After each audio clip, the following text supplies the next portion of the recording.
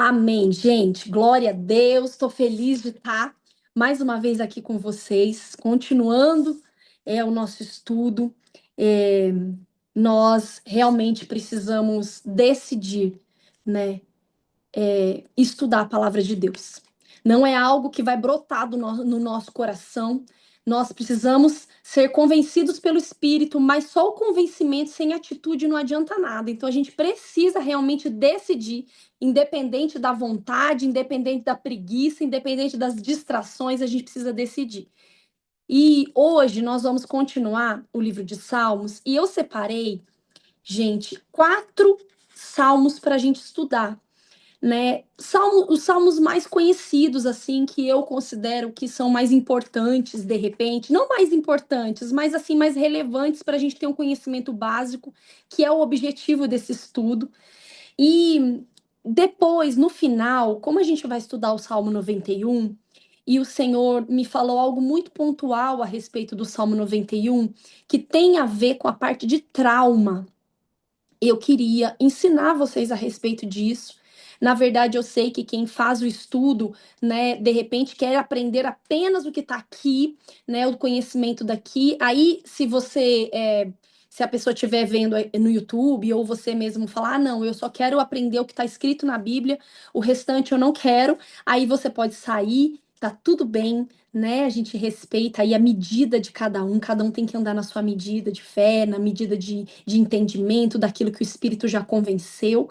E aí nós vamos estudar isso, porque eu não vou conseguir fazer uma aula sobre, e o Espírito Santo de Deus está me incomodando muito, porque eu sei que tem muita gente sofrendo por conta de repente, de um trauma, ela nem sabe, mas e ela está clamando a Deus para que Deus traga a solução, para que Deus faça algo, e no fim das contas, ela não consegue entender porque Deus não faz nada, né? É que realmente o conhecimento ainda não veio para ela conseguir fazer o raciocínio. A Bíblia vai dizer que é a verdade que nos liberta. A verdade é uma pessoa e é a palavra. Então é através do Espírito que nós conhecemos a verdade, tá bom? Então vamos lá, gente. O primeiro salmo que nós vamos estudar, e seria o Salmo 18 na ordem.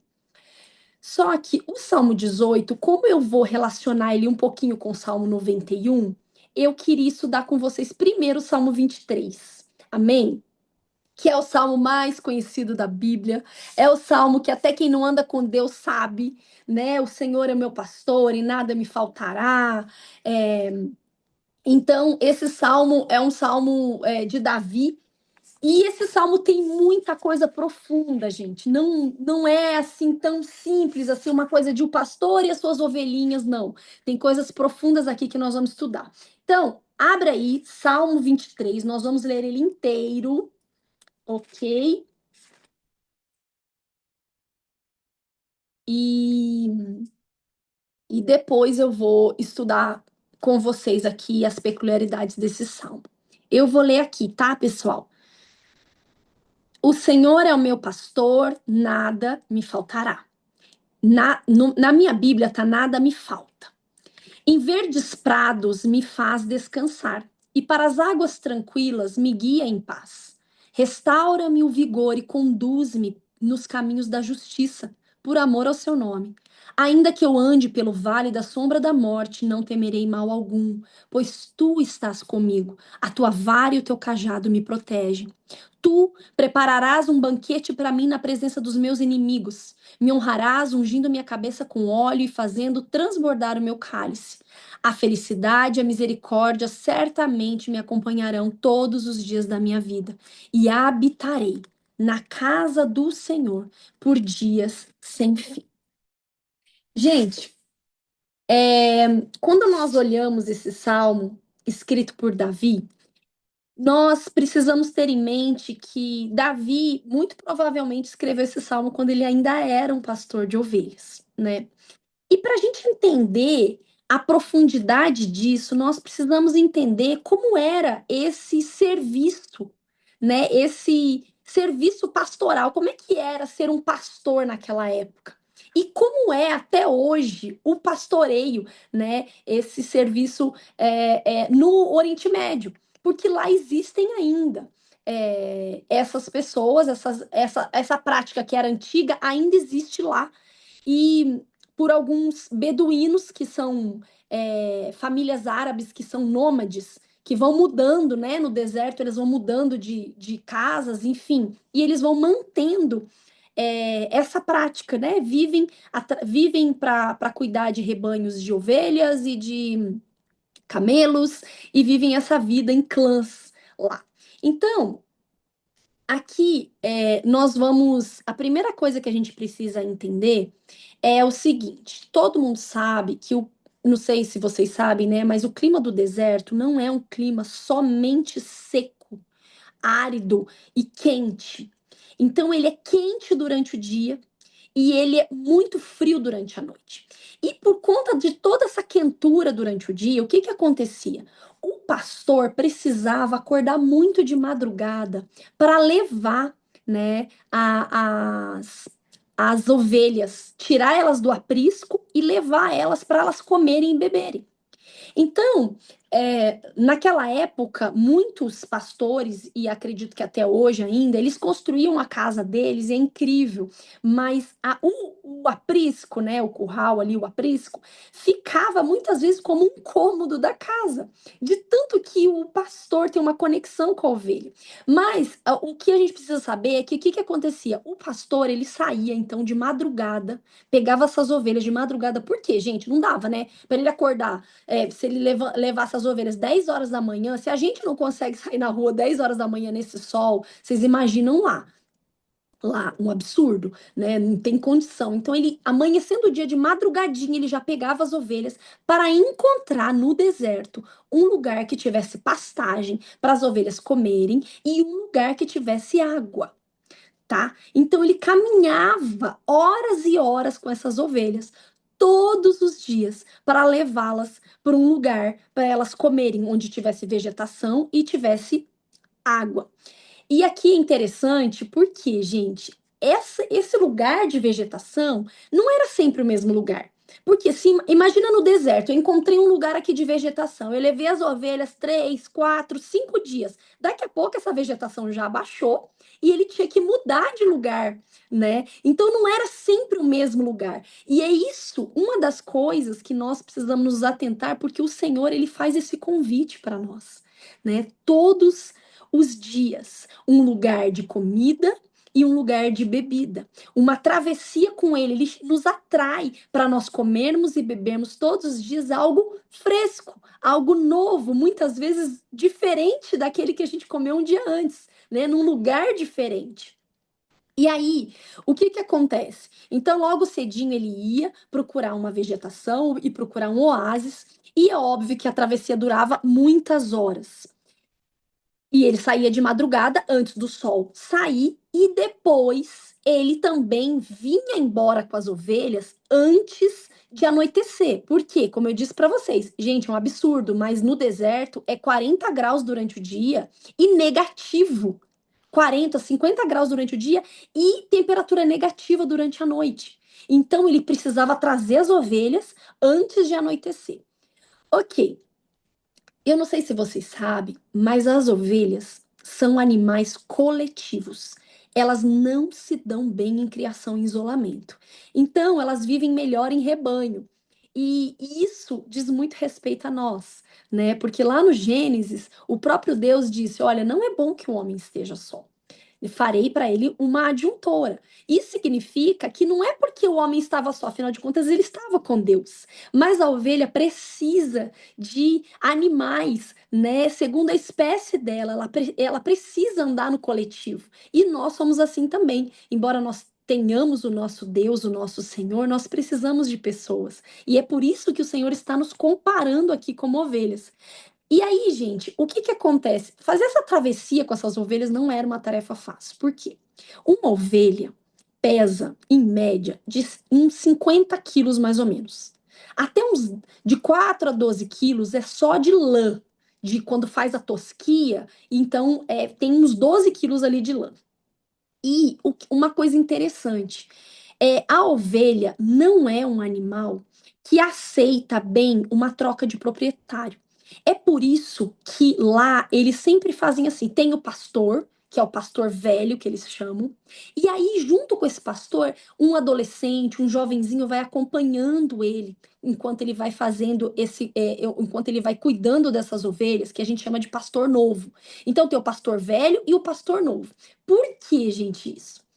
Porque a ovelha é um animal que não aceita bem a troca de proprietário. Olha, gente, enquanto eu vou falando, vocês vão entendendo o que que isso quer dizer, significa para nós como seres humanos, porque o próprio Deus fala: "Eu sou o bom pastor", né? O próprio Jesus diz: "Eu sou o bom pastor". Eu sou aquele que dá a vida pelas suas ovelhas, por nós. Então, a ovelha, ela não consegue trocar, ela não consegue se adaptar com um novo proprietário. Ela deprime tanto que ela para de comer, ela é perigoso até morrer. Inclusive, que quando o pastor velho vem a falecer, por isso que eles treinam um pastor novo. Mas em muitos casos, quando não tem pastor novo, vocês acreditam que eles falam que se o pastor velho, digamos, acontece uma tragédia, ele vem a falecer, as ovelhas são vendidas para o abate, porque elas não vão se adaptar com um novo proprietário, ainda que elas sejam muito bem tratadas. Olha que coisa, olha que coisa. Então elas são vendidas para o matador porque elas vão ter muita dificuldade de adaptação com esse novo proprietário, esse novo pastor independente, né? Como elas estão sendo tratadas. E aí, gente, para evitar essas situações, então, eles acabam treinando um pastor novo. Também junto com esse pastor velho. E é tão interessante porque o próprio Jesus, né, diz: Olha, eu vou, mas eu não vou deixar vocês órfãos. Eu vou mandar enviar para vocês quem? O Consolador. Então, o pastor velho vai e deixa o pastor novo para nos pastorear aqui, que é o próprio Espírito Santo de Deus. E aí, essa relação de pastor e ovelha é uma coisa muito, assim, incrível, muito mais profunda do que a gente pode imaginar. Quando o salmista diz aqui, quando Davi diz aqui, o Senhor é o meu pastor, nada me faltará. Essa tradução para o português, ela está um pouco equivocada. Porque no hebraico, a frase correta é: O Senhor é o meu pastor e ele não me falta. Nada me falta porque ele é meu pastor.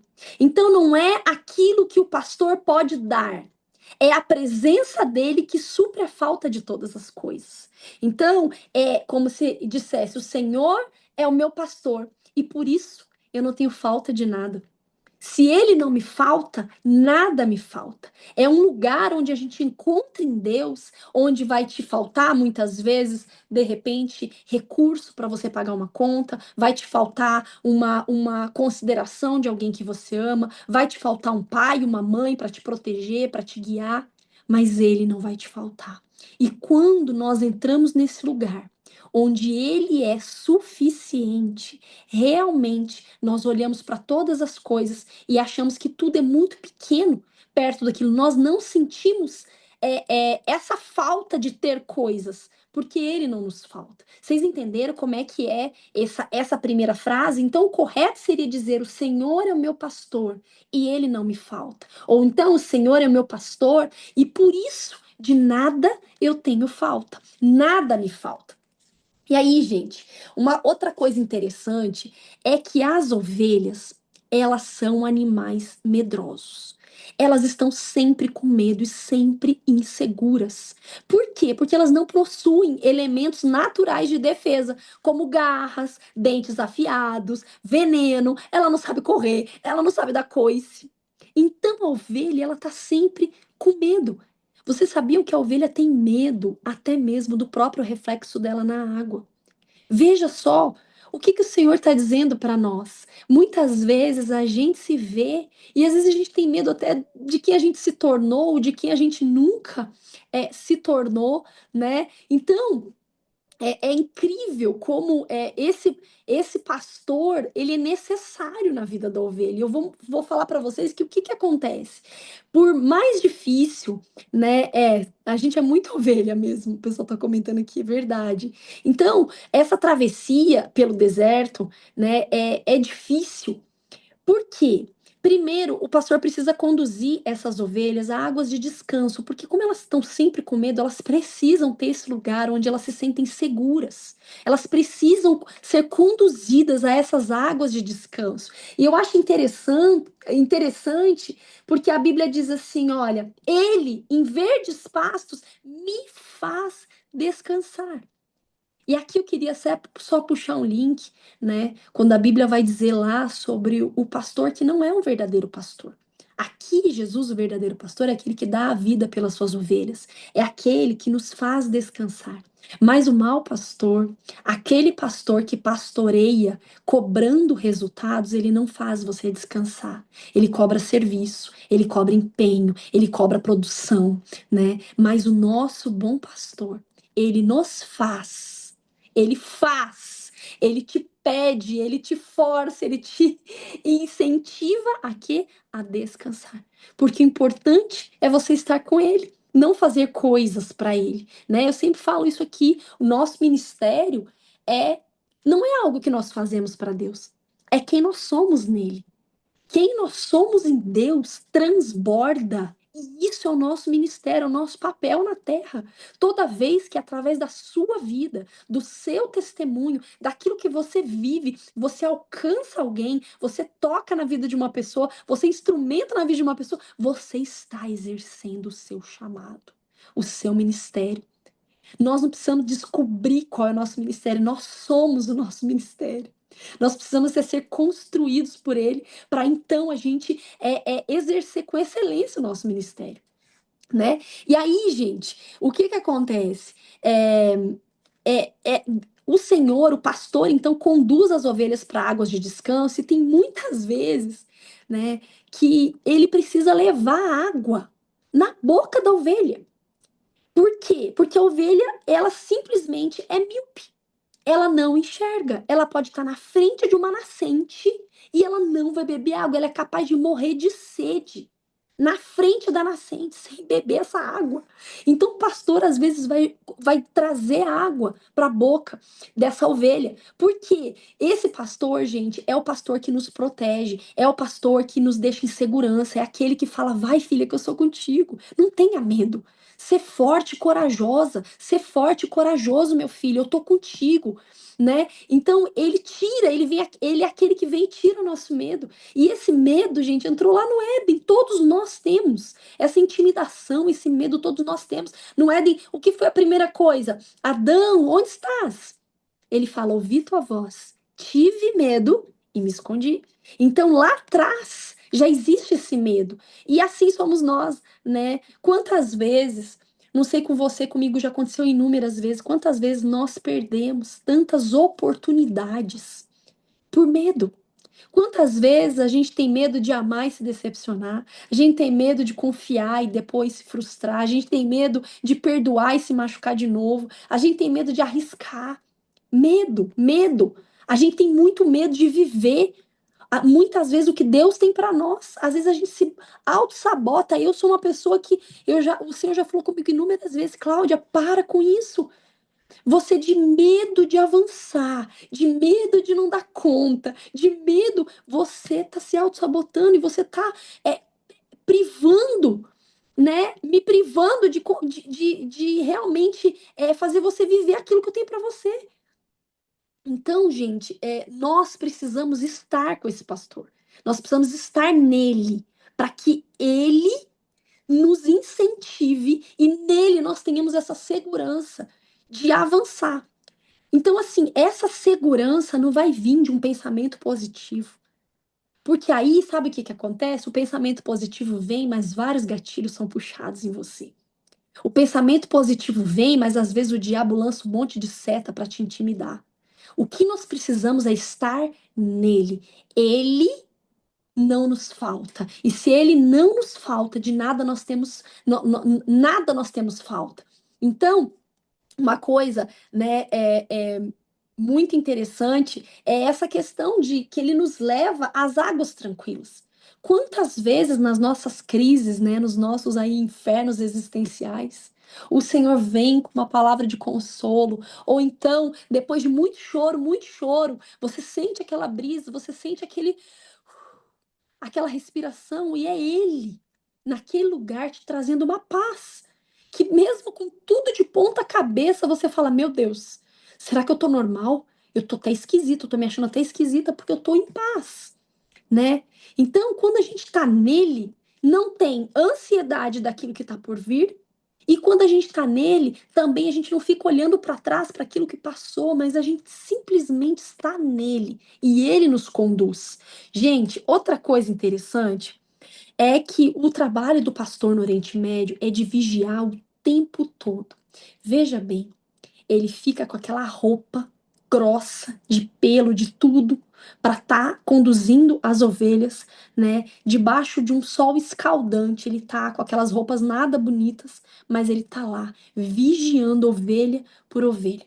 Por isso a palavra vai dizer, João 10, 11, que eu sou o bom pastor. Jesus diz, eu sou o bom pastor, e o bom pastor dá a vida pelas suas ovelhas. Então, à tardinha, então, quando o sol se põe, antes do frio, né, é a hora de atravessar o deserto e voltar para o aprisco, voltar para o curral, né? Disse para vocês de dia, olha só, olhei aqui, ó, de dia chega a 50 graus e de noite chega a menos 10 graus. É muita diferença, né? E a Bíblia vai dizer, olha, ele me guia pelas veredas da justiça por amor ao seu nome.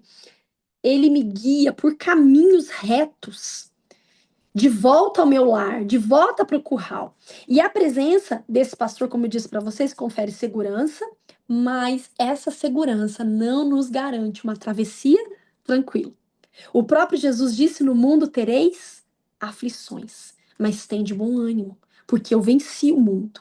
Lugares e tempos difíceis, escuros, né? Aqui está dizendo: olha, ainda que eu ande pelo vale da sombra e da morte, não temerei. Então, o que que acontece? Essa travessia, muitas vezes, procurando o oásis, procurando a vegetação, envolve também, gente, alguns penhascos, alguns lugares que, então, o salmista diz: olha, vale da sombra da morte, caiu ali, né? Já era. E como que um pastor faz para manter as ovelhas? Digamos que andando numa travessia estreita, num penhasco, se ele tiver que atravessar aquele monte de ovelha, como é que ele faz para elas começarem a andar em filinha ou em fila indiana? Olhe vocês, o tipo de adestramento que esses pastores, né, o beduíno foi lá e contou, que esses pastores fazem, sabe como é que é? Essa técnica de adestramento deles? Eles cantam para acalmar as ovelhas. E quando eles começam a cantar, elas vão ouvindo a voz e elas vão formando uma fila indiana para fazer a travessia. Por isso que a palavra de Deus vai dizer em João 10. Abre comigo aí, gente, João 10.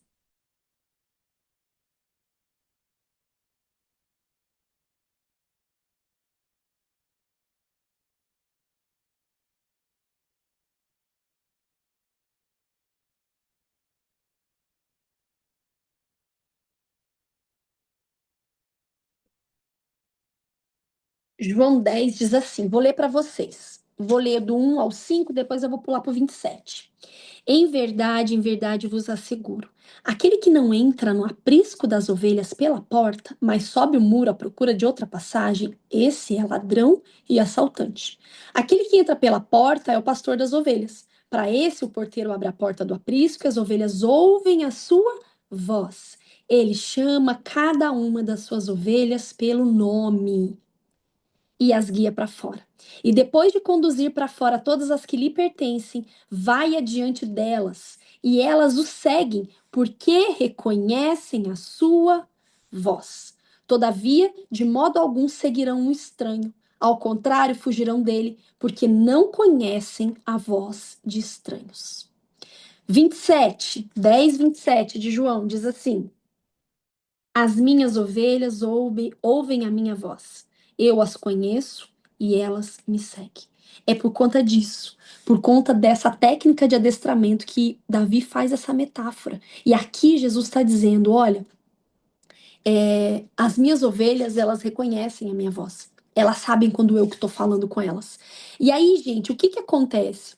É tão interessante, né? porque nós precisamos realmente dessa voz para nos acalmar, nos encorajar, nos dar segurança, nos dar palavras assim de realmente de incentivo para a gente viver tudo aquilo que Ele tem para nós. Porque, gente, se a gente não tiver a voz do Senhor, como que nós vamos viver? A palavra de Deus fala assim como os céus são mais altos do que a terra, assim são os meus pensamentos mais altos que os vossos e os meus caminhos mais altos do que os vossos.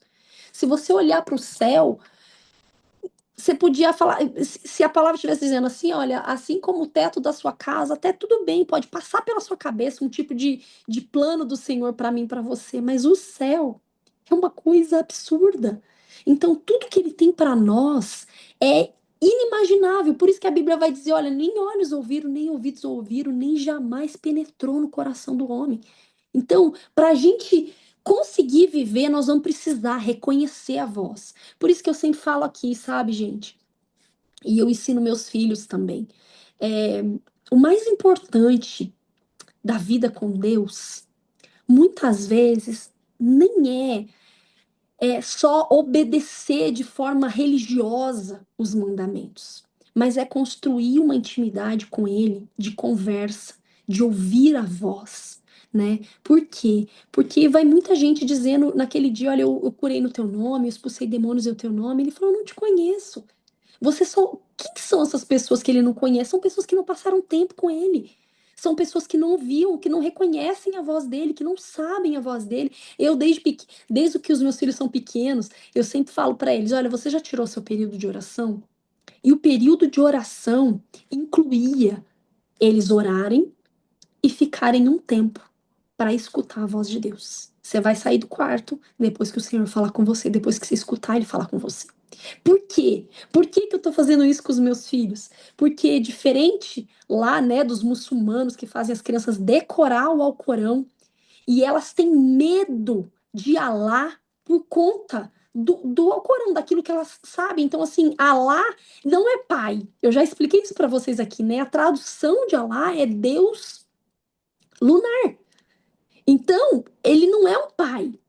Ele é aquele que eles têm muito medo. Tanto é que os testemunhos de muçulmanos, vocês vão ver quando Jesus aparece para eles, Jesus, a primeira frase que Jesus diz para aqueles que inclusive são terroristas, às vezes que mataram milhares de pessoas, é: eu te perdoo. E eles são impactados por essa frase. Por quê? Porque Alá só tem o perdão de Alá depois que você morre. Você não tem o perdão de Alá antes. Então você é construído debaixo do medo. E o nosso Deus não é assim. Porque a Bíblia diz que o verdadeiro amor lança fora todo medo e Deus é amor. Priscila, desliga seu microfone, meu amor, tudo bem? Obrigada. Desculpa, pastor. Imagina. Então, gente, o que que acontece? Eu sempre falo para eles, vocês precisam discernir a voz do Senhor. E, e de acordo com a gente vai passando o tempo, nós precisamos cada vez mais disso. Tem que ser um propósito de vida nosso. Sabe, eu vejo tanta gente querendo ler a Bíblia em um ano. Não, porque eu já li tal livro, eu já li tal livro. Gente, isso é maravilhoso. Mas se você não tiver um relacionamento ali, se você não meditar, se aquilo não tocar você profundamente, que transformação tá trazendo para sua vida? Né? Que transformação! Então, assim, o importante é você entender que isso aqui é a voz dele. E não só enquanto você está lendo, mas ele tem uma voz que ele fala no seu espírito. Nós somos corpo, alma e espírito. No Éden, o que que morre? Ah, se comer do fruto, morrerás, certamente morrerás. Morreu a carne de Adão e Eva? Não. Morreu a alma de Adão e Eva? Não. Mas o espírito morreu. Quando Jesus vem, e você aceita Jesus, o Espírito Santo vivifica o seu espírito. O seu espírito que antes era morto, agora vive. E o que esse espírito é? Enquanto a nossa alma conversa, né? O nosso corpo conversa com pessoas na horizontal, o nosso espírito é quem se comunica com o mundo espiritual, com o nosso Deus na vertical. Por isso que uma pessoa que não aceitou Jesus como Senhor e Salvador, ela não consegue entender Bíblia, ela não consegue ouvir a voz de Deus. Porque o espírito dela está morto. ela não foi vivificada pelo Espírito. Então nós precisamos realmente nos empenhar em ouvir essa voz. Eu me lembro que no começo da minha conversão era a coisa que eu mais pedia para o Senhor. Eu me lembro de eu passar uma madrugada inteira. Eu falei, Deus, eu não vou sair daqui na sala. Eu estava lá ajoelhada, lógico que eu aguentei um pouco, depois eu dormi na sala ajoelhada enquanto eu não ouvia a sua voz. Porque aquilo tinha que ser o meu norte. Eu precisava discernir. Eu me lembro de uma pessoa que falou que ela escutava, o Senhor falou para ela: não entra na casa, que tem assaltantes em casa, na casa. E ela permaneceu no carro. E ela, dentro do carro, ela viu os assaltantes saírem da casa dela. Então, isso é importante. E agora, nessa era que a gente está vivendo, onde são muitas as vozes, são muitas as vozes, são muitas as informações, é um despejar de coisas, a gente fica confuso. E essa falta de discernir a voz de Deus, sabe que traz pra gente ansiedade, desespero, nervoso. Então nós precisamos realmente ouvir essa voz. Nós precisamos saber quando Deus está falando com a gente, quando Deus não está falando com a gente. Isso é uma coisa que é essencial na nossa vida com Deus. E aí, gente, o que que acontecia? Se uma ovelha caísse num buraco, tá lá andando, puf, caiu no buraco. Como que o pastor usava o cajado? Então, o cajado é reto aqui e faz um gancho, né? Ele é reto e faz um gancho. Então, esse cajado, gente, ele servia para três coisas. A primeira coisa era se a ovelha precisasse ser disciplinada, começasse a querer dispersar do rebanho, o pastor ia lá e, ó, tum, dava uma cajadada, né? Isso que a gente brinca, olha, uma cajadada. Dava uma cajadada para ela voltar pro rebanho, voltar junto com as outras ovelhas. Se ela estava querendo dispersar, levava uma cajadada. E se a ovelha caísse, o que que acontecia? Essa parte aqui tortinha do cajado virava um gancho. Ele jogava e pegava a ovelha pelo pescoço e conseguia tirá-la do buraco. A ponta do cajado, essa parte que bate no chão, muitos cajados tinham embutido uma lança que o pastor conseguia também ativar aquela lança para proteger a ovelha de predadores. Então, por isso, Davi matou um leão, matou um urso, predadores muito mais fortes que as ovelhas, ele conseguia ali defendê-las através dessa lança. Então, o cajado, né, tinha três funções: a função de lança, uma função protetora, função de gancho, uma função salvadora e vara disciplinar. E aí, gente, deixa eu ver aqui, o que é mais que eu coloquei?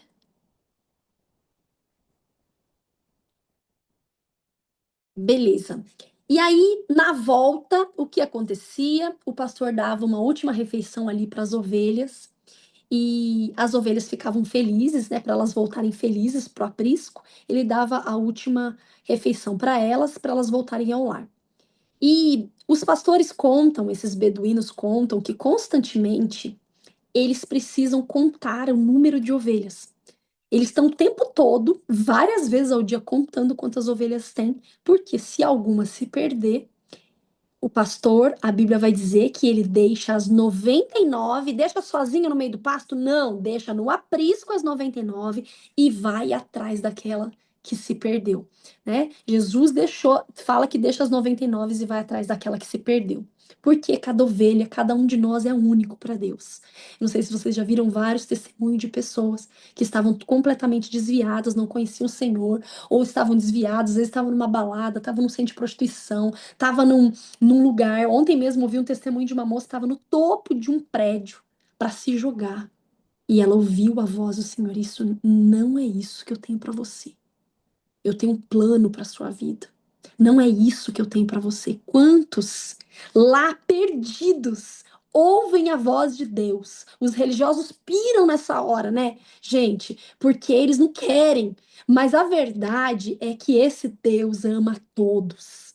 Ama todos e ele deixa mesmo. Aqueles que estão andando retamente, ele deixa no aprisco e vai atrás do que se perdeu, porque todos ele ama e cada um é único.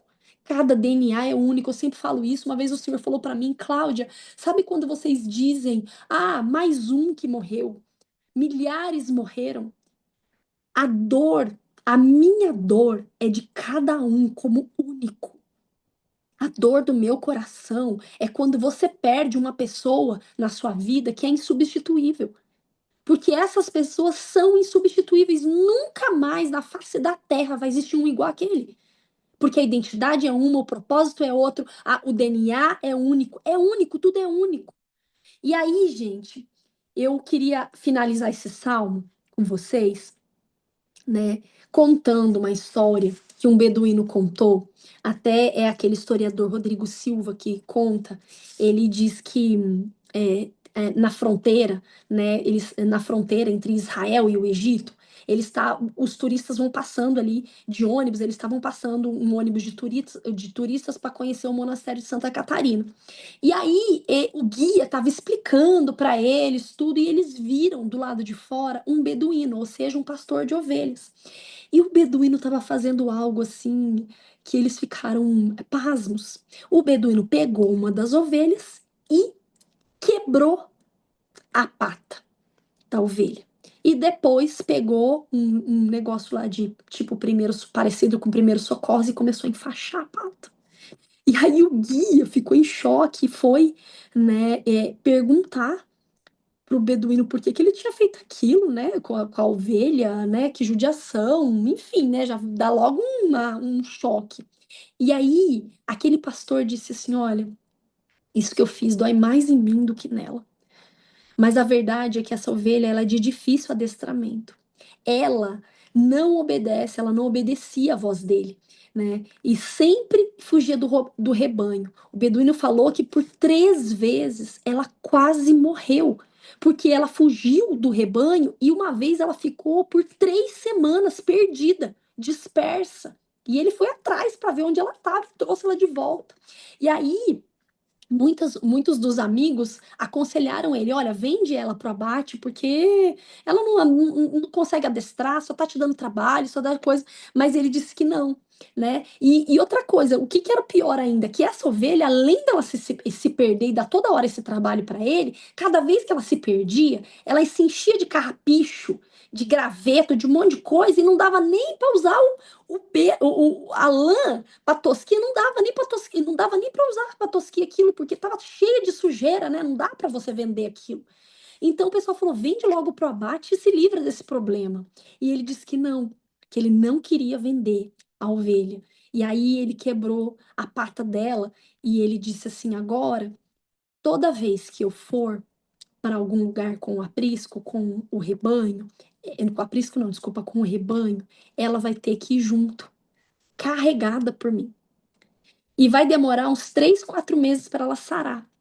Mas o fato de eu carregar ela o tempo todo, ela vai acostumar tanto com a minha presença, tanto com a minha voz, que quando ela sarar, nunca mais ela vai desviar do rebanho, que ela não vai conseguir ficar longe desse pastor.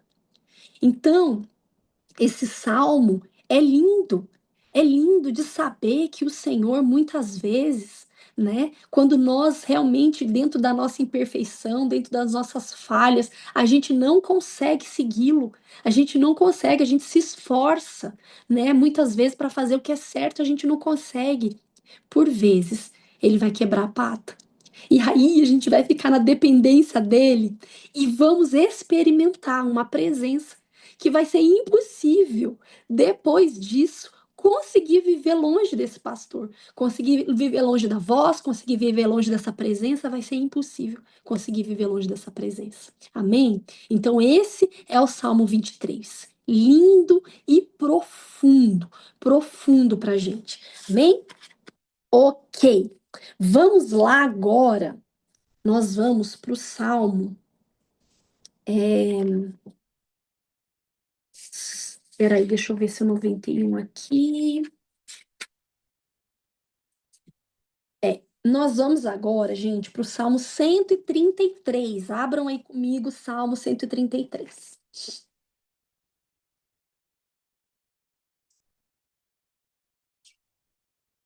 Que é um salmo também bem conhecido, e por ser bem conhecido, eu queria que vocês. é, é, a gente vai ficar meio fazendo fora de ordem, porque para ficar mais didático, tá, pessoal? Salmo 133, o famoso Salmo dos irmãos, quão bom e agradável que os irmãos vivem em união. Vamos lá.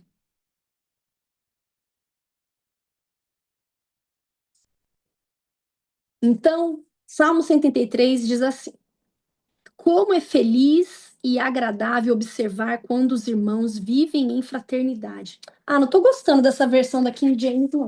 Eu gosto da versão tradicional zona, sabe, da Assembleia de Deus. Gosto daquela que eu decorei lá atrás. Aliás, gente, deixa eu só falar uma coisa para vocês enquanto eu acho aqui nessa outra Bíblia. Nossa, eu estava ouvindo o pastor Hernani contando que a versão NVI simplesmente faltam mais de 8.000 versículos na versão NVI. Se você tem uma versão NVI, troque, tá?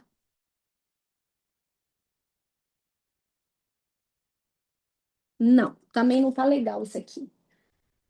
Alguém tem essa versão aí que diz como é bom e agradável que os irmãos vivam em união? Quem tem, Eu desliga. tenho. Ah lá, então tá bom. Vai lá, Janaína. Lê aí, por favor. Bom, não sei se é essa que você queria, mas vamos lá. Ó, como é bom e agradável viverem unidos os irmãos. É como óleo precioso sobre a cabeça, o qual desce para a barba de Arão, e desce para a gola de suas vestes. É como o orvalho do Hermon, que desce sobre os montes de Sião. Ali ordena o Senhor a sua bênção e a vida para sempre. Amém. Amém. Amém. Glória a Deus. Você também tem, irmã? Esse daí? Tenho, Então vai, tenho. lê aí pra gente. Vamos ler mais uma vez. Ó, quão bom e quão suave é que os irmãos vivam em união. É como óleo precioso sobre a cabeça que desce sobre a barba de Arão, que desce a orla das vestes, como o orvalho de Hermon que desce sobre os montes de Sião, porque ali o Senhor ordena a bênção e a vida para sempre. Glória a Deus. Amém. Glória a Deus. Ótimo. Gente, então, olha. Primeira coisa que a gente precisa saber é que esse salmo a gente chama de salmo de romagem. O que que é romagem? Quando você pensa assim, romaria, quando você pensa nessa palavra romaria, o que que você pensa? Não é aquele pessoal que faz voto, que vai andando, vai caminhando até algum lugar que eles fizeram voto para algum, né, para algum deus deles, enfim. Então, esse salmo é um salmo de romagem, que é um salmo que Davi fez.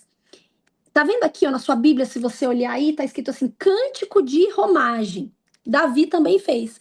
Por quê? Porque esses salmos eram cantados como música enquanto os judeus saíam dos arredores lá e iam nas suas peregrinações para Jerusalém, para o templo, para adorar o Senhor, né? Às vezes eles faziam esse percurso 3 vezes no ano. Então, para incentivar, para ir todo mundo feliz, sabe qual a gente faz excursão? Quem aqui já fez excursão quando era adolescente ou criança? Aí você entra dentro do ônibus, o que que tem no ônibus de mais legal? Todo mundo começa a cantar uma música, aí fica todo mundo cantando aquela música. Aí daqui a pouco o outro puxa outra música e vai puxando. Isso vai fazendo o quê? Vai animando o pessoal, né? Vai deixando a viagem mais divertida, vai animando a gente. Então, esse salmo era um salmo, uma música, um cântico que eles iam cantando para ir encorajando uns aos outros. Olha como é bom e agradável que a gente vive em união e tudo, né? Para encorajar, alegrar, incentivar o temor a Deus, a fé. E fala, principalmente, queridos, sobre a união, a unidade do povo de Deus. E os teólogos, né, os historiadores, gente, quem tiver com o microfone aberto, vou pedir para fechar, por favor. E o que que acontece? Dizem que esse salmo, né, foi escrito na época que Davi foi coroado rei. Nós estudamos isso. E, gente, se a gente for analisar a vida do povo de Israel, não teve um período onde o povo de Israel foi mais próspero, avançava, eles prosperavam em tudo. Foi quando Davi foi rei, porque Davi conseguiu unir o povo a uma teocracia. Todo mundo adorava a Deus, todo mundo, ele trouxe a presença de Deus de volta e eles iam, sabe, prosperando em todas as coisas, todas as guerras, eles prosperavam em tudo. A gente vai ver que quando é, o reino divide, reino do norte, reino do sul, o negócio só degringolou. Então, aqui, a primeira coisa que a gente vai entender é que a união, essa frase, a união faz a força, realmente ela é poderosa, é verdadeira, né? Essa frase que a gente tem. E por que que Davi está comparando a união como óleo precioso que desce sobre a cabeça, que vem sobre a cabeça, desce sobre a barba e vai nas vestes até a gola das vestes sacerdotais de Arão? Por quê, gente? Vocês lembram que eu expliquei para vocês que Arão era o sumo sacerdote, né? Então, Arão, como sumo sacerdote, toda vez que eles iam santificar o sumo sacerdote, eles faziam um óleo que era composto de azeite puríssimo, mais ali umas 4 especiarias raras e caras, e era colocado nesse azeite. E aí eles despejavam esse óleo para santificar o sacerdote na cabeça, e era uma quantidade grande, em abundância. E o óleo vinha na cabeça, descia sobre a barba de Arão e ia até a barra das vestes. Aqui está escrito gola, mas é aquela barra das vestes, ou seja, o óleo descia sobre ele inteiro, por completo. E o que que o Senhor está querendo dizer? Ele tá aqui. O que que a palavra está querendo dizer? Que a união do povo de Deus é uma coisa como uma coisa preciosa, rara. E outra coisa, quando eles despejavam esse óleo sobre o sumo sacerdote, o cheiro, o aroma daquilo era tão forte que empesteava o templo todo. Todo mundo sentia aquilo. Então, o que que o Senhor está dizendo? Olha, a união entre os irmãos é como esse óleo. Esse óleo que é raro, que vem para santificar, que é perfumado, cujo aroma alastra, as pessoas sentem o bom perfume e ele é completo. Ele não vem, ele vem do alto na cabeça, mas ele passa por tudo. Ele vem passando por tudo. Então a união entre os irmãos é isso. O Senhor está dizendo, além de ser um aroma agradável a mim, né? Ela traz completude, a unidade traz a completude. E aí o salmista faz uma comparação aqui. A união é como óleo e é também no 3 como o orvalho do Hermon que desce sobre os montes de Sião. E ali é onde o Senhor ordena a sua bênção e a vida para sempre. Que era esse Monte Hermon? Olha só, eu nunca fui para Israel, mas não sei se alguém aqui já foi. Mas o Monte Hermon é um monte imponente de Israel que é visto a quilômetros e quilômetros de distância. Ele é muito alto, certo? Ele fica no lado norte. E esse Monte Hermon, ele é muito alto e o pico dele passa a maior parte do ano com gelo, né, gente? Expliquei aqui para vocês. No deserto é muito quente durante o dia, mas também muito frio, grau negativo durante a noite. E por conta da umidade dali, fica com gelo em cima, fica com neve em cima. E aí o que que acontece? Quando bate o sol no degelo, vai subindo uma névoa grossa. Fica uma névoa grossa na hora que bate o sol nesse degelo. E aí que a gente fala que é o orvalho de Hermon.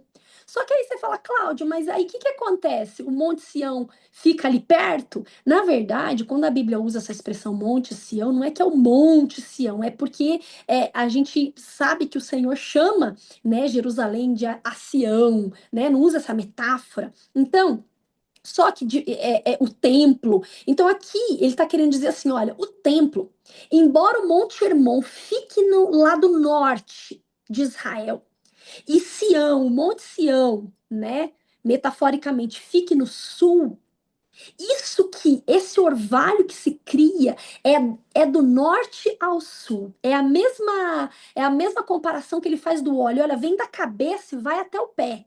completa, né? Aqui ele também está querendo dizer, olha, essa umidade que vem do alto, essa fonte, né? Água na Bíblia é o quê, gente? É trono de Deus, é presença de Deus, né? Quando a gente vai ver lá o livro de Ezequiel, quando a gente for estudar, o profeta Ezequiel fala, olha, eu vi um trono e desse trono eram fontes de águas, né? O profeta Ezequiel fala, olha, tinham águas que davam até o tornozelo, tinha água que dava até o joelho, sabe essa passagem? Então, mas de onde vêm essas fontes? De onde vem essa água? Vem do trono. Então, o Senhor está querendo dizer aqui, a Bíblia está querendo dizer aqui, que aquilo que vem do alto e passa por tudo, de um lado, do norte ao sul, vem completando tudo, né? Aqui no templo, em Sião, tem a presença, é o lugar onde eles clamavam pela presença. Então o Senhor está dizendo, olha, vai vir do alto, é uma água, é um orvalho que vem do alto e alcança tudo. A união faz isso. A união pega a presença e espalha por tudo, de norte a sul. É isso que o Senhor está dizendo. E Ele está dizendo: olha, ela é tão completa que nesse lugar Ele determina a bênção. Né? Ele determina. Então, o irmão é a fonte de vida, de água. Sião, o lugar da presença. A unidade, então, ela conecta a fonte ao lugar. E nessa atmosfera é que está a bênção do Senhor. Quando o povo estava ali em consenso, adorando a Deus, né? A própria palavra vai dizer quando dois concordarem sobre algo aqui na terra e aquilo me pedirem, aquilo vos farei. É um princípio de unidade, é um princípio de concordância. A unidade, gente, ela tem um poder assim que eu acredito que a gente ainda não alcançou ainda esse entendimento, porque se a gente tivesse alcançado esse entendimento, a gente jamais deixaria de orar junto com alguém, sabe?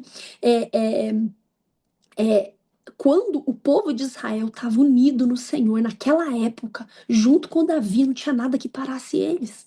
Não tinha nada. A bênção do Senhor estava sobre eles, a multiplicação estava sobre eles, a prosperidade estava sobre eles, eles rompiam tudo, eles destruíam todo e qualquer inimigo.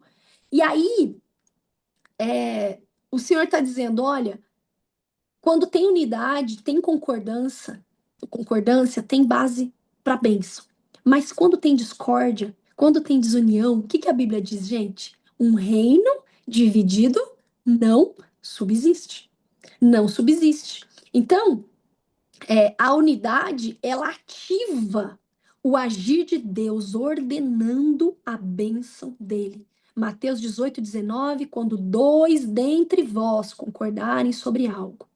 E, gente, esse princípio de unidade, né, de concordância, ele é universal. A gente sabe que até para o mal funciona, né? Quantas pessoas, né? É, quantos, quantas quadrilhas em concordância para assaltar, para roubar, para fazer o mal, eles unidos ali num só propósito, quantos êxitos eles não têm? É óbvio que a unidade para o mal, quando você se une em concordância para o mal, não prevalece, a vontade de Deus não prevalece ali. Mas que ela tem uma força, ela tem. Né? Então, a unidade mais o propósito comum tem um grande poder de realização. A concordância tem algo. Olha, você quer ver um versículo que baliza isso que eu estou falando para vocês, que até para o mal o negócio funciona? Abre comigo Gênesis 11:6. Vamos ler sobre a Torre de Babel, gente, onde o pecado estava lá no Gênesis 11:6.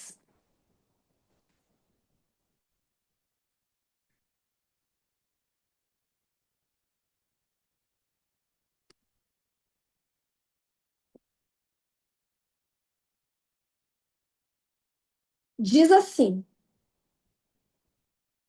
eles estavam construindo a torre, tá? Você pode olhar ali antes, ó, 11:1 é a Torre de Babel. Ó, o 4 diz assim: Vinde, e decidiram mais. Vinde, construamos uma cidade, uma torre cujo ápice penetra nos céus. Dessa forma, nosso nome será honrado por todos e jamais seremos dispersos pela face da terra. Veja, eles estavam em unidade, construindo uma torre contrária à vontade de Deus. E olha o que o Senhor diz no 6. Então declarou o Senhor: eis que a humanidade se constituiu em um só povo, em unidade, e falam todos a mesma língua, unidade. E essa construção é apenas o início de suas iniciativas. Em breve, olha, gente, que interessante. Em breve, nada poderá impedi-los de realizar o que quiserem. Por quê, gente? Por causa da unidade. Por causa da força que tem a unidade. O próprio Deus está dizendo: em breve nada poderá impedi-los de realizar o que quiserem. Propósito, né? Unidade mais propósito comum é igual a uma força de realização avassaladora. Só que a palavra de Deus vai dizer em Mateus 18, 19, né? Que a palavra de Deus vai dizer: quando dois dentre vós, não é qualquer dois, é dentre vós, estavam os discípulos de Jesus ali. Jesus estava falando isso para os discípulos. Então ele está dizendo: quando dois dentre vocês, que são meus discípulos, concordarem sobre algo e aquilo pedirem ao Senhor, vocês podem ter certeza, o Senhor vai fazer. Então não é uma coisa incrível? Uma coisa. Ok, gente, beleza? Entendemos então esse Salmo 133 tão conhecido, e que nós possamos usar esses princípios na nossa vida, né? Princípio de concordância. Uma coisa é você orar sozinha pelo seu casamento, outra coisa é você juntar seu marido e orar junto com ele.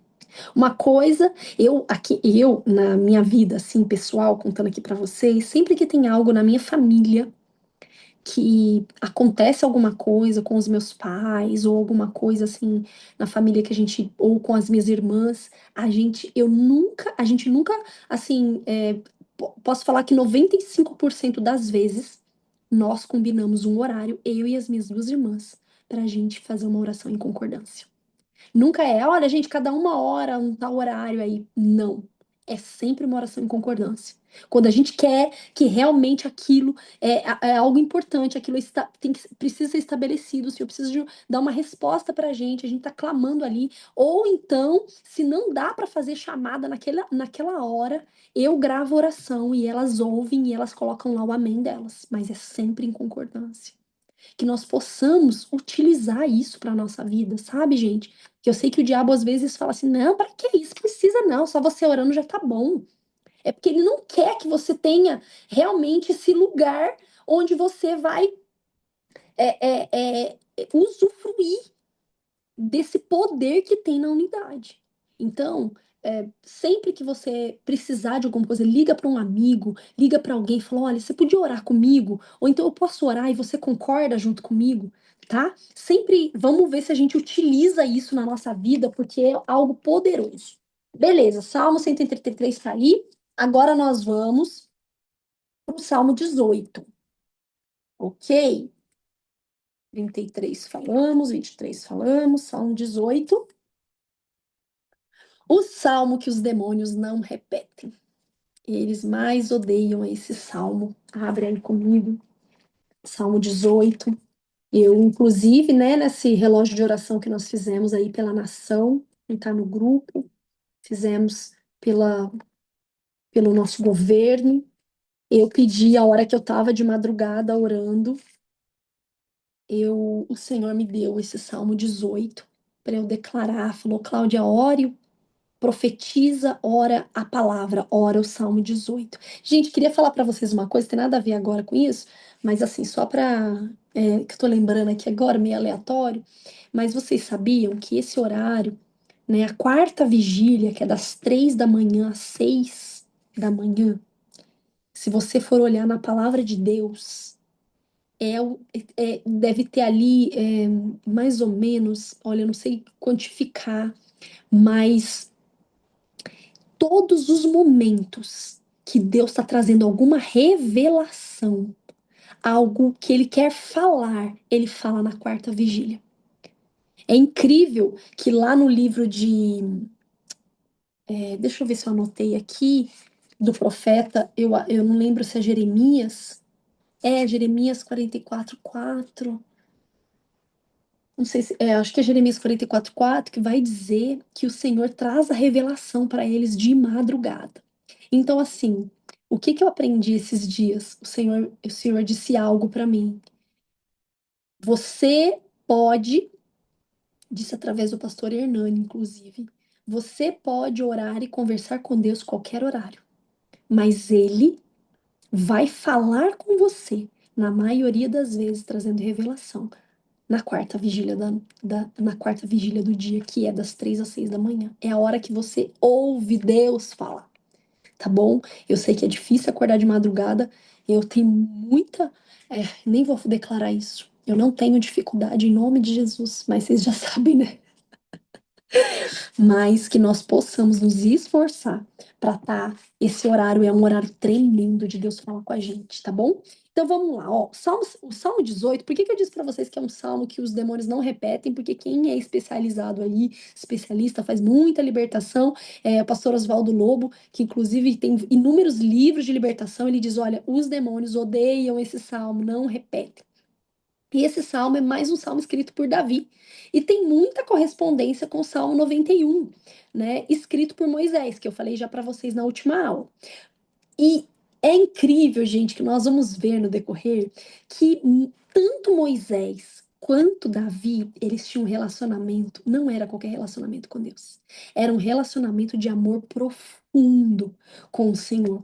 E os dois escrevem um salmo tão distantes, né, um do outro. Moisés e Davi é uma distância enorme, mas eles descrevem o Salmo com muitas correspondências, uma coisa incrível de que é realmente de quem entra nesse relacionamento profundo com Deus, né? E é exatamente essa amizade, esse amor que fez o Senhor se mover de forma extraordinária na vida deles, livrando, libertando, protegendo, poupando os dois. Então, nós não vamos ler o salmo todinho, todinho, porque ele é longo, tá bom?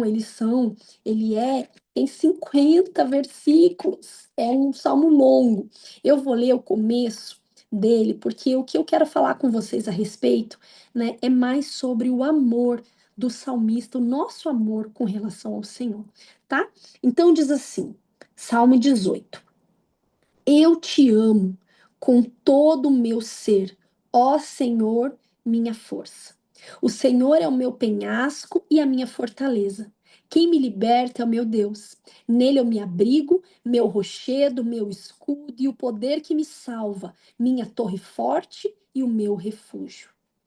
O Senhor seja louvado, pois clamei a Deus por livramento e estou salvo dos meus inimigos. As cordas da morte me enredaram, as torrentes da destruição me aterrorizaram. Os laços do inferno me envolveram e as ciladas da morte me atingiram. No meu desespero, clamei ao Senhor, gritei por socorro ao meu Deus. Do seu templo, ele ouviu a minha voz. As minhas súplicas chegaram à sua presença e os seus ouvidos me deram atenção. Então toda a terra estremeceu e agitou-se, e os fundamentos dos montes se abalaram, tremeram por causa da ira de Deus. Das suas narinas subiu fumaça, da sua boca saíram brasas vivas e fogo devorador. Ele rompeu os céus e desceu, nuvens escuras estavam sob seus pés, montou um querubim e voou, deslizando sobre as asas do vento. Fez das trevas um manto no qual se ocultou, das nuvens escuras carregadas de água, o abrigo que o envolvia. Com o fulgor da sua presença, as nuvens se desfizeram em granizo e raios, quando dos céus trovejou o Senhor e fez ressoar a voz do Altíssimo. Atirou suas flechas e afugentou meus inimigos, com os seus raios os arrasou. Até aqui. Gente, é incrível, porque o salmista, ele fala de uma atitude que ele toma ali de pedir socorro pro Deus dele, né? E de se ver em situações onde ele não poderia se livrar dos inimigos, da morte, de tudo, e o Senhor se levanta do templo, e a Bíblia diz, ele desce. Ele desce na terra em prol do seu ungido, em prol daquele que clamou a ele por socorro. E o levantar de Deus e o sair de Deus, né, para proteger aquele que o ama, é uma coisa que deixou em desespero os demônios. Os inimigos se afugentaram, ficaram desesperados, a terra toda estremeceu com o fulgor da sua ira. E aí, gente, o primeiro versículo, quando você lê que o salmista diz, Davi diz, eu te amo com todo o meu ser, ó Senhor, minha força. Essa expressão, eu te amo, é uma palavra no hebraico chamada Hashem. Ela é muito rara de ser usada na Bíblia, porque ela é muito emotiva e expressiva. Ela significa um amor com as entranhas. É aquele amor que vem de dentro, com tudo que a pessoa é, das mais profundezas afeições do coração, com a comoção de todas as entranhas. É esse eu te amo. Não é assim, Deus te amo. Não. É quando a pessoa de dentro dela, de tudo que ela sente, ela diz: eu te amo com tudo que eu tenho.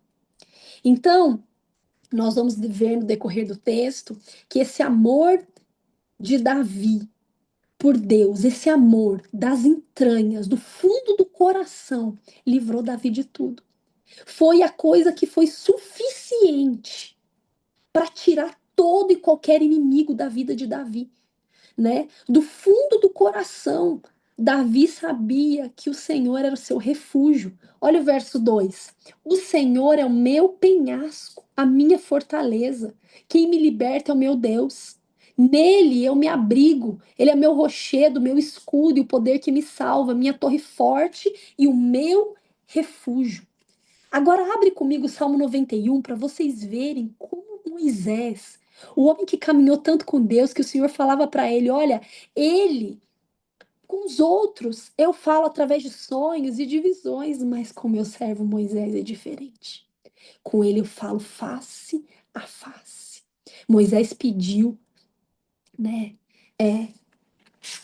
para o Senhor. Peraí, deixa eu abrir aqui no Salmo 91. Aqui, ó. Salmo 91, 2. Gente, desculpa, eu me perdi aqui no raciocínio. Por isso que eu não tô continuando o que Moisés pediu, tá? Quando eu lembrar, eu falo. É, olha só. Agora, olha o Salmo 91, versículo 2. O que Moisés diz? Olha como é parecido com o que Davi diz. Sobre o Eterno, declara, tá? Ele é o meu refúgio e fortaleza, o meu Deus em quem deposito toda a minha confiança. Viram como é muito parecido? Olha o 91:14. O que Moisés diz? Porquanto. Não, desculpa. É, o Salmo 18:19, primeiro 18:19, para depois vir nesse 14. 18:19 diz assim: Davi dizendo: Ele me concedeu plena libertação, livrou-me por causa do seu amor leal a mim.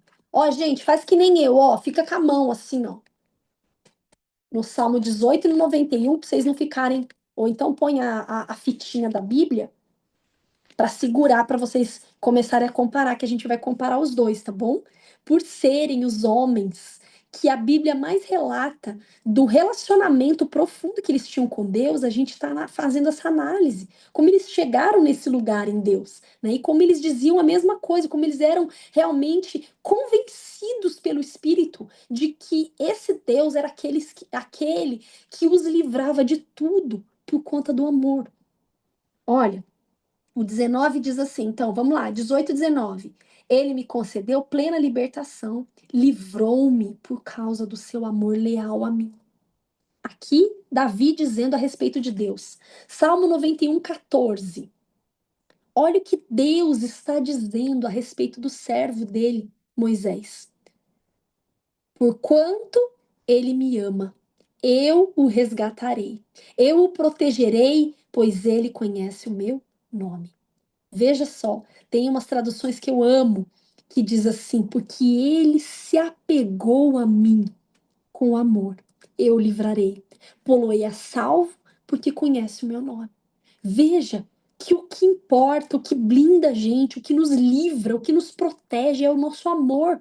É o nosso amor, não é um amor de gratidão pelo que ele faz, não. É um amor por quem ele é um amor de dentro, das entranhas, daquele relacionamento, daquilo que você vive com ele. Esse amor que conecta ao Senhor e ele nos livra, porque nós nos apegamos a ele com amor. Ele nos livra porque nós conhecemos verdadeiramente quem ele é, conhecemos o seu nome. Então, Davi está falando e aqui o próprio Deus está dizendo. E, gente, a minha pergunta para vocês é: por que o amor e não a fé? Né? Por quê? Porque é o amor e não a fé que nos livra, que nos protege, que nos liberta. A Bíblia vai dizer em Colossenses 3,14 que o amor é o elo perfeito. A Bíblia vai dizer em 1 Coríntios 13,13. Se você quiser abrir, mas não precisa, eu vou falar aqui. Vai falar, o apóstolo Paulo está falando sobre os dons, que ainda que eu falasse a língua dos homens e dos anjos, se eu não tivesse amor, nada seria como símbolo que retine. E aí, lá no versículo 13, vai dizer, vamos ler? Vamos ler, vai, que é mais legal do que eu ficar falando. Vamos lá, abre lá, 1 Coríntios 13,13. Sim, Cíntia, é isso mesmo. Agora, pois, permanece a fé e a esperança e o amor. Esses três maior destes é o amor. Jesus, Glória a glória a Deus. Deus. Vocês viram? E no final de tudo, vai permanecer três coisas: a fé, a esperança e o amor. Mas dentre esses três, o maior deles é o amor. E aqui eu queria pontuar para vocês, explicar algo assim, né? Sobre essa questão do amor, porque a Bíblia, no Novo Testamento principalmente, quando Jesus está falando lá, a Bíblia vai trazer é, alguns conceitos de amor. Isso, quem está com o microfone aberto, fecha para mim, por favor. A Bíblia vai trazer alguns conceitos de amor diferentes, porque existem 4 tipos de amor no grego, tá? Que a gente traduz como amor, mas no grego são 4 espécies de amor. Então, tem o primeiro amor, que é o amor eros, o amor stergo, o filéu e o ágape, ok? Então, o amor eros, como o próprio nome diz, né, é aquele amor ligado ao desejo, à atração, à paixão. É o amor romântico e sexual entre um casal. Envolve atração física, envolve emocional. Ele busca esse amor, ele busca o prazer, a união, a realização do desejo. Pode ser intenso, mas também pode ser bem instável. E ele não aparece diretamente assim no Novo Testamento. E no Antigo Testamento, ele aparece, né? Aparece, mas ele aparece sendo tratado com cautela e com propósito. Que é em qual livro, gente? Cântico dos Cânticos, que a gente vai estudar, né? No livro de Cântico dos Cânticos, nós vamos ver esse amor de desejo. Só que nós vamos ver que esse amor eros, que a Bíblia traz como um amor saudável, ele precisa ter propósito. Não apenas desejo, realização do desejo, né, prazer sexual, mas ele precisa ter propósito. Por isso que ele é aceitável e saudável dentro do casamento. Porque um amor eros só para satisfazer o desejo, sem propósito, ele é o quê? Libertinagem. Não é amor, é libertinagem, tá bom? Então, o próximo amor é um amor chamado estergo, que nada mais é que aquele amor de afeição familiar. Ele tem muito a ver com um amar com ternura, inclusive alguns significados assim mais profundos tem até o nome suportar. Então, o estergo é essa afeição familiar, esse amor por irmão, por mãe, pai, né? É esse tipo de amor. O amor, o terceiro amor é o filéu. O filéu é um amor de amizade, baseado no vínculo, na afinidade, no companheirismo, na afeição, né? É um amor entre amigos, pessoas próximas. Então ele envolve reciprocidade, né? Aquele amor que você tem de amizade com alguém, que você ajuda, a pessoa te ajuda, vocês são companheiros, né? É baseada numa lealdade, no carinho, na convivência. A Bíblia vai dizer em João 11:36, Jesus filéu Lázaro. Então Jesus amava Lázaro com que amor? Filéu, de companheirismo, né? De amizade, de carinho, de convivência, né? Jesus não dormia lá na casa de Marta e Maria direto, não é? Então, ele ia para Betânia e dormia lá, porque ele tinha esses amigos, eram amigos. Então, o amor filéu é esse amor de amizade. Agora, o quarto amor, que é o ágape, esse é o amor sacrificial. Esse é o que a Bíblia diz em 1 João 4:8. Deus é ágape. Deus é amor. É um amor sacrificial, um amor incondicional, que não depende de reciprocidade. É o que o Senhor sente pela humanidade. É que Deus tem por nós. Por isso que aquele que está desviado, que fala que não quer saber de Deus, que xinga Deus, que faz um monte de coisa, ele ainda vai atrás. Aquele que mata, por isso que Jesus vem. Jesus é o protótipo, é realmente a referência. Você vai ver Jesus comendo com os pecadores, Jesus tá ali com aquela adúltera, e Jesus não está julgando aquela mulher. Ele diz: Não, eu não vim para os sãos, eu vim para os doentes. É esses, eu vim para aqueles pecadores, aqueles que precisam se arrepender. É para esses que eu vim. Então, o amor ágape é aquele que se doa, mesmo sem retorno. E ele é baseado na decisão, não é no sentimento. Ele busca o bem do outro, acima de si mesmo. É o que Jesus fez, porque Deus amou o mundo de tal maneira, porque Deus agapeou o mundo de tal maneira que ele deu seu filho. Ele pôs o outro, pôs o mundo, a humanidade, nós, acima dele, acima do filho dele, que deu seu filho unigênito. Então, é importante a gente entender que amor é esse, porque existem todas essas formas de amar no Novo Testamento, no grego, e aqui Davi está falando de um amor profundo, das entranhas dele. E aí eu queria aproveitar, já que a gente está aqui falando sobre isso, e lembrar vocês de um fato que está no Novo Testamento, de João 21, do 15 ao 17, que o tema é Jesus restaura Pedro, que é depois que passa a crucificação, depois que Pedro nega Jesus 3 vezes, depois que Jesus aparece para os discípulos de novo, certo? Aparece para Pedro. E aí é incrível que a Bíblia coloca a expressão Jesus restaura Pedro. Vamos ler comigo? Abre aí sua Bíblia, João 21, nós vamos ler do 15 ao 17.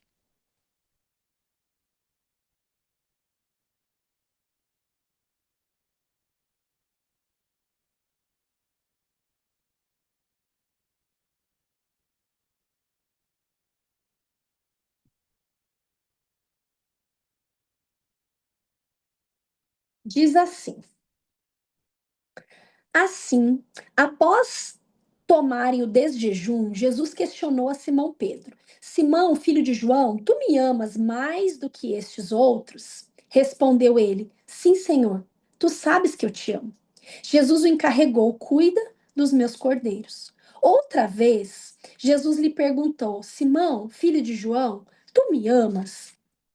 Ele afirmou: Sim, Senhor, tu sabes que eu te amo. Jesus lhe confiou: Pastorei as minhas ovelhas. E pela terceira vez, Jesus perguntou: Simão, filho de Pedro, filho de João, desculpa, tu me amas? Pedro ficou angustiado por Jesus haver lhe perguntado pela terceira vez: Tu me amas? E assegurou-lhe: Senhor, tu conheces todas as coisas e sabes que eu te amo. Comissionou Jesus: Apacenta as minhas ovelhas. Em verdade, Em verdade, quando eras jovem, tu te vestias a ti mesmo e ias para onde desejavas. Mas quando chegares à velhice, estenderás as mãos, e outra pessoa te vestirá e te conduzirá para onde tu não queres ir. Isso falou Jesus, significando o tipo de morte com a qual Pedro iria glorificar a Deus. E assim que terminou de proferir essas palavras, acrescentou: segue-me. Gente, é tão interessante essa passagem. Porque Jesus faz isso na frente dos outros discípulos. Veja que Pedro negou Jesus 3 vezes e Jesus faz essa pergunta 3 vezes, publicamente, expondo ali aquela dor, colocando, fazendo vir para fora aquela dor, né? E quando Jesus pergunta, Simão, filho de João, ali no primeiro capítulo, no primeiro versículo 15, tu me amas mais do que estes outros? Jesus está falando aqui, ó, Simão, filho de João, tu me ágape mais do que esses outros? Você me ama de uma maneira sacrificial mais do que esses que estão aqui? E Pedro responde: sim, Senhor, tu sabes que eu te filéu, eu te amo com amor de companheirismo. Não é com amor sacrificial. Eu te amo com amor de companheirismo. E Jesus vai outra vez e pergunta para Simão agora, reduzindo mais o contexto. Não precisa ser mais do que os outros, né? Ele só pergunta: Simão, filho de João, tu me amas? Tu me ágape? Não precisa ser um amor sacrificial mais do que esses, mas você me ama sacrificialmente? E Pedro mais uma vez responde para Jesus: Jesus, tu sabes que eu te filéu, eu te amo como amigo, como companheiro, como afeição. É engraçado que Pedro, ele tá agora diferente, porque antes ele era aquele que eu vou contigo aonde quer que fores. E depois que ele passa por aquela provação, por tudo isso que ele vive, ele agora reflete.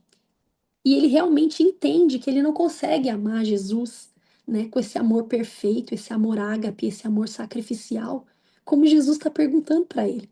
Então ele responde com verdade: olha, eu te amo, mas eu só consigo te amar com um amor imperfeito, com esse amor de amigo que eu amo, de amigo, de companheiro. É assim que eu te amo. E pela terceira vez, Jesus pergunta para ele: Simão, filho de João, tu me amas? Só que nessa terceira vez, Jesus reduz. Jesus diz: Simão, filho de João, tu me filéu? Então você me ama como amigo? E Pedro, entendendo que Jesus desce o patamar do amor, ele fica constrangido, ele fica entristecido e ele diz: Senhor, tu me conheces, tu conheces todas as coisas e sabe que eu te amo, filéu.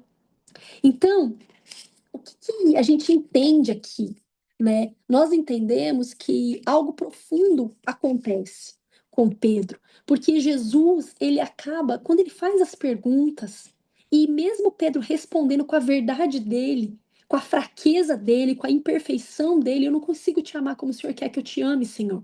Nós somos assim, né? Quantas vezes a gente sente o amor de Deus e a gente quer fazer tanto por ele, a gente quer acertar tudo, a gente quer deixar ele feliz em tudo e a gente não consegue. E a gente se sente frustrado porque a gente não ama como ele ama. Porque esse amor ágape, gente, é um amor que transcende.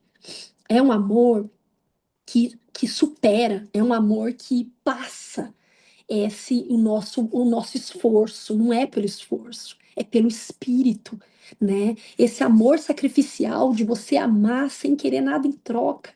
Precisa transcender. E só que Jesus, quando ele faz essa terceira pergunta para Pedro, ele está dizendo o que para Pedro ali? Olha, Pedro, eu vou andar contigo. Eu quero que você continue no propósito que eu tenho para você. Eu estou confirmando o que eu tenho para você de pastorear as minhas ovelhas, de cuidar das minhas ovelhas, de cuidar daquilo que é mais precioso para mim, mesmo dentro da tua verdade. Vai chegar o tempo que você vai viver essa verdade aqui, ó, do amor ágape. Por quê? Porque ele diz: o que foi, Vale? Ah, isso aqui é só. Desculpa, gente. Por quê? Porque ele está dizendo, ele está dizendo, Vocês viram que depois acaba os versículos, o versículo vem e diz assim: olha, em verdade, eu te afirmo que quando você era jovem, você se vestia e ia para onde você queria, parece que não tem nexo, né? Jesus está perguntando se ama, cuida das minhas ovelhas, e depois ele põe um versículo desse que parece que não tem nexo nenhum, que diz: em verdade, eu te afirmo, quando eras mais jovem, tu te vestias a ti mesmo e ias onde desejavas, mas quando chegaram a velhice, estenderás as mãos e outra pessoa te vestirá e vai te conduzir para onde você não quer ir. E aí o versículo seguinte diz: isso Jesus estava falando a respeito da morte de Pedro. Porque Pedro foi o quê? Crucificado. E ele chegou na crucificação, ele diz: de maneira alguma eu posso ser crucificado como meu mestre. Me crucifique de cabeça para baixo. Pedro conseguiu chegar num nível de amor a esse Jesus, de entregar a vida por ele. Aqui ele ainda não conseguia, mas o próprio Jesus estava profetizando aqui na vida dele: olha, vai chegar o tempo, quando você é jovem, você vai para onde você quer. Você está com esse amor imperfeito, mas vai chegar um tempo que você vai maturar, que você vai amadurecer, e nesse tempo você vai para onde você não quer, e é com um amor ágape, com um amor sacrificial. Ninguém é morto sem um amor desse, gente, simplesmente por um amor de amizade. Amém? Então, é, Pedro, o que eu acho incrível aqui é que Pedro não é rejeitado por amar menos. Pelo contrário, nessa passagem ele é curado por Jesus. Jesus diz: olha, eu estou contigo. Mesmo dentro desse amorzinho seu por mim, eu vou andar com você e eu tenho o meu propósito para sua vida. Eu tenho a minha missão para você, eu tenho o meu chamado para você. Cuida das minhas ovelhas, pastoreia as minhas ovelhas, cuida dos meus cordeiros. Ele continua afirmando aquilo dentro do limite de Pedro, né? E a Bíblia vai dizer, é muito lindo, né, que a Bíblia vai dizer: quem muito perdoado, muito ama. O nosso nível de amor com Deus cresce à medida que a gente se vê realmente como pecador. Quanto mais imperfeito, mais pecador, mais o seu amor aumenta por ele. Porque você começa a enxergar a gratidão que você precisa ter, então você aumenta o amor. Amém? Então, esse Salmo 18, eu queria falar principalmente a respeito desse primeiro versículo, porque foi esse amor que vocês vão ver aí, versículos e versículos, 50, 49 versículos depois, o Senhor se movendo, que nem um pai que vai para briga por conta do filho, tá vendo o filho sofrer alguma coisa, ele vai, levanta e vai, faz arruaça e faz tudo que precisa fazer para proteger aquele filho. Esse Deus se levanta por esse filho, que o ama do profundo, das entranhas, tá bom? Então era isso que eu queria deixar aqui para vocês a respeito desse salmo. E agora nós vamos para o Salmo 91 e para a gente finalizar. Ok? Abra aí comigo, então, você já deve estar aí no seu Salmo 91, nós vamos ler ele todinho. Gente, salmo lindo para a gente decorar, hein? É um salmo maravilhoso, como arma de guerra. Grifa aí, fala: eu preciso decorar esse salmo, tá bom? Bora ler então o Salmo 91. Aquele. Quem aí tem a versão aquele que habita no esconderijo do Altíssimo e descansa à sombra do Todo-Poderoso? Quem tem essa versão? Eu tenho. Amém. Então, Amém. pode ler. Aquele que habita no esconderijo do Altíssimo, à sombra do Onipotente descansará. Direi do Senhor, Ele é o meu Deus, o meu refúgio, a minha fortaleza, e nele confiarei. Porque Ele te livrará do laço do passarinheiro e da peste perniciosa. Ele te cobrirá com as suas pernas, e debaixo das suas asas estará seguro. A sua verdade é escudo e bloqueio. Não temerás espanto noturno, nem seta que voa de dia, nem peste que ande na escuridão, nem na mortalidade que assola meu dia. 1000 cairão ao teu lado, 10.000 à minha direita, mas tu não serás atingido. Somente com teus olhos olhará e verás a recompensa dos ímpios, Porque tu, Senhor, és o meu refúgio, o meu altíssimo e a tua habitação. Nenhum mal te sucederá, nem praga alguma chegará à tua tenda. Porque aos seus anjos dará ordem ao teu respeito, para que te guarde em todos os teus caminhos. Ele te sustentarão nas suas mãos, para que eu não tropece com o teu pé em pedra. Pisará o leão e a áspide, calçará os pés o filho do leão e a serpente. Porque tão encarecidamente me amou, também eu livrarei, poluei no alto retiro, porque conhece o meu nome. Ele me invocará e eu lhe responderei. Estarei com ele na angústia, livrá-lo-ei, glorificá-lo-ei. Dali este abundância de dia, e te lhe mostrarei a minha salvação. Glória a Deus. Amém. Louvado seja o nome do Senhor. Obrigada, querida. De Amém. nada. Isso, Glória pode a mutar. Eu amo também esse salmo. Pode mutar seu microfone agora, tá? Deus. Isso. Gente, olha só. Esse salmo, ele é um salmo, assim, que eu, Cláudia, considero ele de duplo sentido. Primeiro, porque ele. Como é que é duplo sentido, Cláudia? É que ele faz sentido tanto para a pessoa que está escrevendo, né, para nós que estamos lendo, como ele também é um salmo profético, diz respeito a algo profeticamente.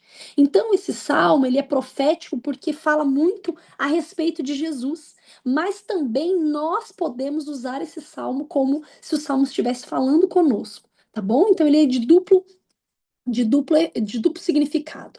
Uma coisa que eu queria explicar para vocês é assim, olha, é, Davi, não foi Davi que escreveu esse salmo, tá? Mas eu queria só explicar algo para vocês. Davi, ele acabou separando os levitas, né, para profetizarem com toda sorte de instrumentos musicais. E ele comissionou os músicos para acabarem redigindo aquilo que as pessoas, que os levitas acabavam profetizando em forma de poesia, de modo que fosse possível cantar ao som de instrumentos musicais. E essa proposta, gente, é óbvio que é uma estratégia maravilhosa para memorização. Por quê? O que você memoriza mais, um texto ou uma música? É óbvio que é uma música. Quando você canta, canta, canta, junto com os instrumentos, fica mais fácil de memorizar. E o que que acontece? Davi, muito inteligente, fez isso para suprir a deficiência que existia na maioria da população, que não sabia ler nem escrever. Então ele transformava tudo em cânticos, né? Os textos formais ele transformava, acabava transformando em cântico, e esses cânticos eram cantados e nisso as pessoas iam decorando a palavra de Deus, tá bom? Eu não vou falar desse salmo profeticamente, porque ele diz a respeito de Jesus, né? Aquele que Jesus que está habitando lá no esconderijo do Altíssimo, o Senhor que vai proteger o Filho do Todo-Poderoso que vai contar sempre com a proteção de Deus Pai. Eu não vou falar nesse sentido. Eu quero falar um pouco a respeito de nós orando esse salmo, ok? Olha só, gente, a primeira coisa, a palavra diz aquele que vive na habitação do Altíssimo. Então existe, né, uma habitação. Em algumas Bíblias vai dizer esconderijo. E tem gente que habita nesse lugar. E como, Cláudia, quem são as pessoas, né? Tem jeito, né, de habitar nesse lugar? Porque eu sempre falo para o Senhor, eu não quero passear nesse lugar. Eu não quero ir lá, né, visitar, dormir um dia, dois, e depois eu voltar só não sei de quanto tempo.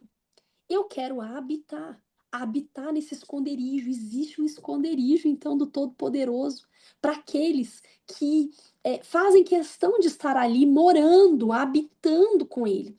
E eu acho interessante, gente, porque abram comigo o Salmo 15, que tem tudo a ver com esse versículo. Deixa o negócio aqui, ó, no Salmo 91, para vocês depois não demorarem para voltar para o Salmo 91. Abre no 15. É um salmo que eu amo também. Olha, O Salmo 15 diz assim: Senhor, quem poderá hospedar-se no seu tabernáculo? Quem pode se hospedar aí? Para morar aí? Quem pode ficar aí? Quem há de morar no teu santo monte? Olha que o salmista diz. Quem poderá hospedar-se no teu tabernáculo? Quem há de morar no teu santo monte? 91 diz: aquele que habita no esconderijo do Altíssimo, que mora nesse esconderijo, que mora nessa habitação do Altíssimo. Vamos ver quem é aquele que pode morar no santo monte? Vamos lá. Versículo 2 do Salmo 15 diz assim: aquele que é íntegro em sua conduta e pratica a justiça, e que de coração fala a verdade, que não usa a língua com maledicência, que nenhum mal faz ao seu semelhante, nem lança calúnias e afrontas contra o seu companheiro. A seus olhos, o ímpio é desprezível, mas dedica honra aos que temem ao Senhor. Mantém a palavra empenhada e, mesmo saindo prejudicado, não volta atrás. Não empresta seu dinheiro com usura, nem aceita suborno contra o inocente. Quem assim conduz a sua vida caminhará seguro e em paz. Nós precisamos olhar para esse Salmo 15 e ter isso como meta na nossa vida. Fazer um checklist e dizer: Senhor, eu tenho sido íntegra na minha conduta? O que é que eu tenho feito que desonra o teu evangelho diante das pessoas? Qual é a postura que eu tenho tido que tem envergonhado o teu nome? Né, gente? Porque é muito triste quando uma pessoa, um empregador, chega para mim e fala assim: Cláudia, você não sabe quem quer trabalhar lá no meu, no meu serviço, lá na loja, mas não me manda crente, que são os que dão mais problema. É muito triste ouvir isso, né? Deus me livre. É melhor pegar um ímpio do que um crente. E é uma coisa impressionante, gente. Olha, e aqui está dizendo, olha, aquele que é íntegro em sua conduta. Não é só naquilo que pensa, é na conduta, na maneira que age, que de coração fala a verdade. Fala a verdade de coração, não manipula a informação, não tenta dar um jeitinho para não ficar chato demais. De coração. Qual é a verdade? De coração. A verdade é essa. Então é essa verdade que eu vou falar. Espírito Santo de Deus me ajuda a falar essa verdade sem magoar, sem ferir, mas eu não quero sair da verdade. Que não usa a língua, versículo 3, com maledicência. Gente, a maledicência é todas as vezes que você comenta a respeito de alguém e a pessoa que está ouvindo faz um juízo a respeito daquela pessoa, um mau juízo. Quando você põe um veneninho ali no coração da outra pessoa que nem pensava nada a respeito daquela que você está comentando e de repente ficou uma ranhura ali no coração daquela ali. Não, mas eu só tô comentando com você assim, pra gente orar. Você já viu esses tipo, né? Isso daí é coisa do inferno. É uma coisa do inferno. Você falar algo ruim de outra pessoa, desmoralizando a outra pessoa e depois dizer que é para orar, sob uma capa de cuidado. Isso é demoníaco. Nenhum mal faz ao seu semelhante. Olha só, gente, toda vez que a gente vê agindo, a Bíblia fala: olha, você faz para o outro aquilo que você gostaria que fizesse com você. Então, mesmo que o outro não mereça, plante no mundo espiritual. Porque toda semente do mundo espiritual germina. Seja para ser árvore grande e frondosa, seja para ser abrolho e porcaria. Vai frutificar, vai produzir, vai germinar. Então, aqui está dizendo: nem o mal faz ao seu semelhante, nem lança calúnias e afrontas contra o seu companheiro, né? A pessoa que está ali te acompanhando, que mora com você, que está próximo de você. Não lança afronta. A Bíblia diz que a palavra dura suscita a ira, mas a branda faz o quê? Desvia o furor.